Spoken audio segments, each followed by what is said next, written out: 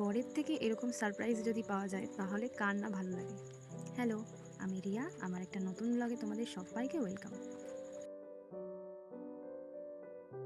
Plan তো ও অনেক আগে থেকেই করে রেখেছিল, কিন্তু আমি জানতাম না। কয়েকজন ওর বন্ধুবান্ধবরা জানতো, কিন্তু তারাও খুব ধৈর্য ধরে এই দিনটার জন্য অপেক্ষা করছিল। প্রায় 4 মাস আগে থেকে টিকিট কেটে রেখেছিল আমার জন্মদিনে ও হঠাৎই এসে আমাকে চমকে দেবে। আর সত্যি সত্যি আমি চমকেই গেছিলাম। এই তো আমরা সকাল সকাল স্নান করে নবদ্বীপ পোড়ামাতলায়ও চলে এসেছি পুজো দেওয়ার জন্য। পোড়ামাতলায় যে পুজো দিতে যাব সেটা আগে থেকেই ঠিক ছিল, কিন্তু মেসোর সাথে যাওয়ার কথা ছিল। কিন্তু সেখানে যে ওর সাথে যাব সেটা আমি কখনো আমার মাথাতেই আসেনি যে ও এরকমটা করতে পারে। আমি তো অবাক হয়েছিলামই, তার সাথে সাথে আমার বাড়ির লোকও কিন্তু সবাই খুবই অবাক হয়ে গেছিল। স্টুডেন্টদের পরীক্ষার জন্য এই বছর আর নৈহাটিতে যাইনি। ভেবেছিলাম এখানেই থাকি, হয় মাসি বাড়ি নাহলে মামা বাড়িই থাকবো। দেখা যাক কীরকম যায় এবছরের বার্থডেটা। দিনটা যে আমার এত ভালো কাটবে আমি কখনোই ভাবিনি। যাই হোক, পুজো দেওয়া হয়ে গেল। তারপরে পোড়ামাতলা থেকে আমরা একটু লস্যিও খেয়ে নিলাম, যেহেতু সকালে কিছু খাইনি।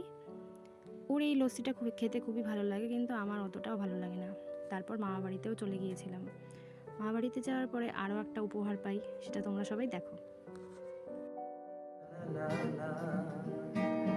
যত ব্যথা ছিল গো আমার, তোমার পরশে দূর হলো হৃদয়ের মনোবিনা,